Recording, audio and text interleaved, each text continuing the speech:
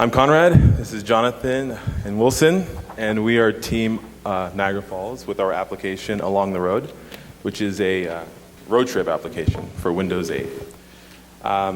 We got this inspiration by going to the Travel Channel website, and I saw a blog that pretty much had road trips. And the one that really inspired me was the one along the Highway 1 in California, which pretty much takes you all the way from Orange County up past San Francisco.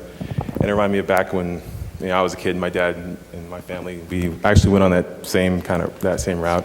Anyway, so we actually made that into the application. So we have different points along the road, along the Highway 1, and it actually shows a little tidbit of little special places up the road. Yeah, and go ahead.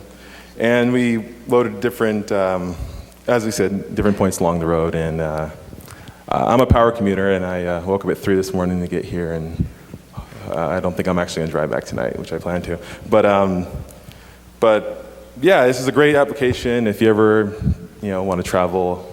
It's a really beautiful drive. It's along the water, and hopefully in the future we can add more routes, and that's about it.